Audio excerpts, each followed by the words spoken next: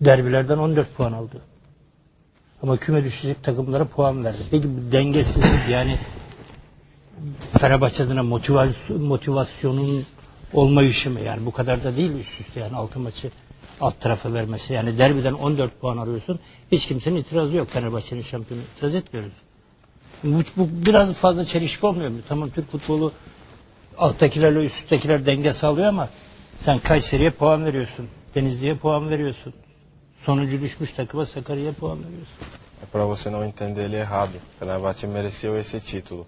Mas vendo os Ona jogos, karşı derbiden 14 puan os alıyorsun. resultados nos clássicos, Fenerbahçe ganhou 14 pontos. Mas os times pequenos, fracos, que é considerado fraco, Fenerbahçe perdeu muitos pontos. Isso não, você não está achando um problema? Isso é falta de concentração, motivação? É um grande problema que precisa ser corrigido, porque isso poderia acarretar na perda de um título. Agora, isso acontece eu tive pesquisando isso em todos os lugares do mundo, na maioria das vezes dos campeonatos.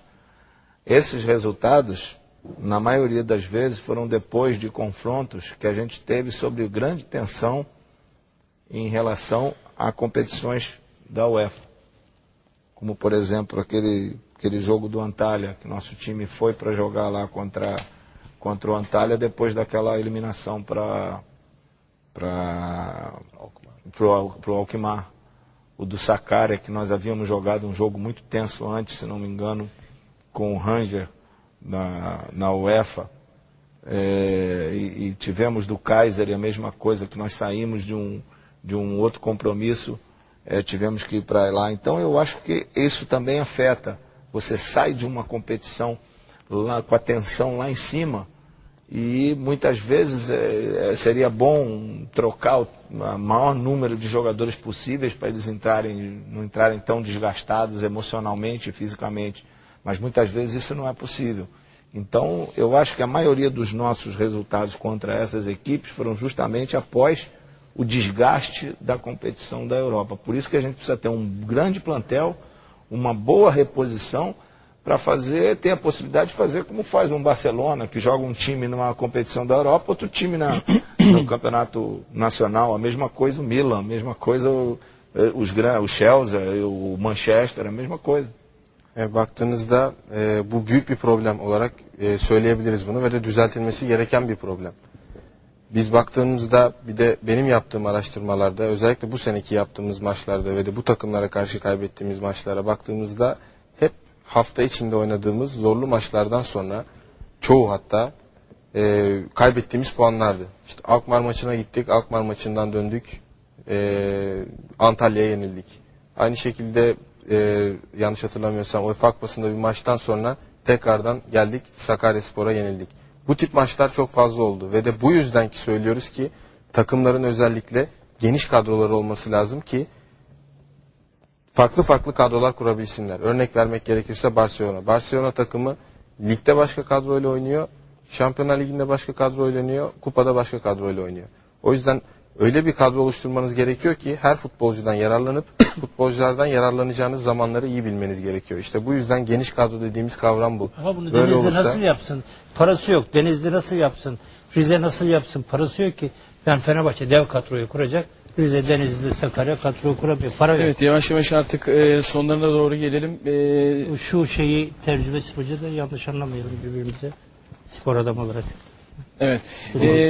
Galatasaray maçından sonra Arda'nın Fenerbahçe'de oynamasını ne yazık ki Fenerbahçe'de değil demişti. Arda'nın dışında acaba Fenerbahçe'de görmek istediği Türkiye'de futbolcu kimler var? Fora do Arda, que você falou que você é grande admirador dele, você gosta muito do futebol dele. Fora do Arda, qual jogador que você queria ver no seu time, na Turquia? Dentro da Turquia? Qualquer nome que eu falar aqui, amanhã já vai dizer que eu estou trazendo esse jogador para o Fenerbahçe. Então, eu acho que nessas horas é melhor a gente guardar esses nomes para nós do que falar qualquer outro que possa até ser interpretado de outra forma. Tem muitos jogadores que eu gosto e fica só para mim. Şu anda bir isim verirsem artık şu andan itibaren, yarından itibaren işte Zico bu futbolcuyu getiriyor. Bu futbolcularla girişimlere başlandığı gibilerinden, yönetim başladığı gibilerinden söylentiler çıkacak.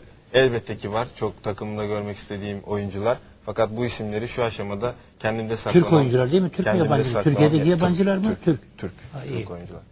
Kendime saklamam daha iyi. Çünkü bunu söyledikten sonra yarın hemen haberler çıkmaya başlayacak. Peki o futbolcularla ilgili yönetime bir rapor verdi mi? Você falou sobre esses jogadores para a diretoria? Falei, a gente conversa e já mostrei meu ponto de vista. E uma coisa que a gente acarretou também em algumas dificuldades em muitos jogos e que a gente precisa rever para a próxima temporada é o número de jogadores. Nós esse ano trabalhamos com 24 jogadores somente e tivemos a infelicidade de perder o Rustu por um bom tempo, do Selçuk por um bom tempo, do Lugano por um bom tempo, do Ander por um bom tempo, do Kesman por um bom tempo, do Kerim por um bom tempo.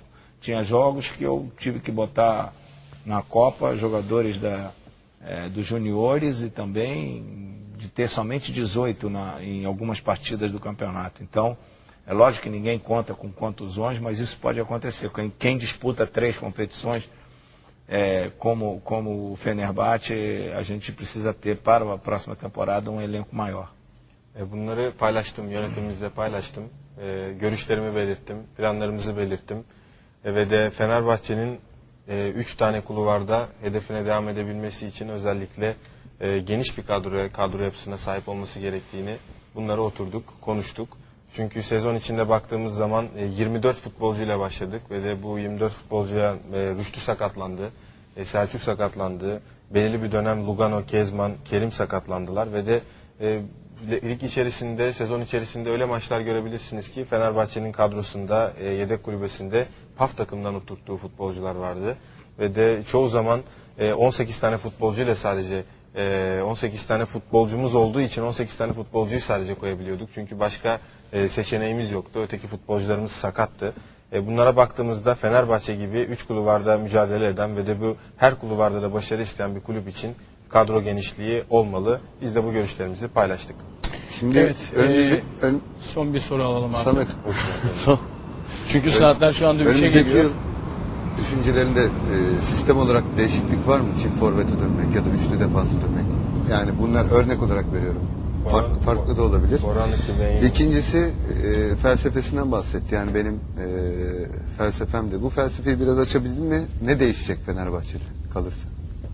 Por ano que vem Seneye. vai ter alguma mudança no sistema? Talvez jogar com 2 atacantes ou jogar com 3 zagueiros ou alguma coisa assim.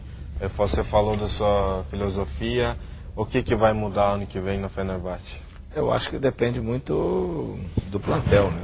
A gente procura adaptar a forma de jogar dependendo dos jogadores que você tem. Então, por enquanto é cedo para se adiantar alguma coisa. Eu acho que precisa ver os jogadores que a gente vai ter na mão para ver o que pode ser feito.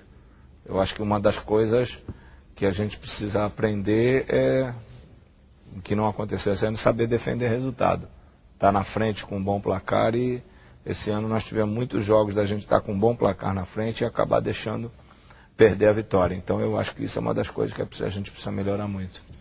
Şu anda elimizdeki olacak futbolcuların ne olacağını bilmediğimiz için, seneye olacak futbolcu yapımızı bilmediğimiz için bu konu hakkında yorum yapmak için erken diye düşünüyorum. Hele bir sezon başı başlasın, ondan sonra elimizdeki futbolcu yapılarını bilelim, karakterlerini bilelim, ona göre bir sistem oturtacağız. Bana göre bir dahaki sene açısından değiştirmemiz gereken ve kesinlikle üstünde çalışmamız gereken nokta, gereken zamanlarda skoru korumayı bilmeliyiz. Çünkü bu sene içerisinde herkesin gördüğü gibi öyle maçlar çıkardık ki maçın başında skoru elde edip daha sonrasında maalesef maçın sonunda üzülen taraf olduk. O yüzden bazen skoru korumayı ve de skoru kesinlikle lehimize çevirmeyi bilmeliyiz. Özellikle çalışmamız gereken nokta bu bir dahaki sene için. Evet, sanırım artık yavaş yavaş bitirelim. Biraz sonra bir reklam arası vereceğiz. Bu arada benim son sorum kendisine. Programın başında bu konuyla ilgili olarak konuştuk aslında ama ne de olsa vatandaşı. Çok mail geldi, çok soru geldi. Bütün Fenerbahçe taraftarının neredeyse tamamı şu anda sorduğu sorularda hep Alex'i soruyorlar. vatandaşı olarak, futbolcusu olarak Alex Fenerbahçe'de kalacak mı yoksa gidecek mi?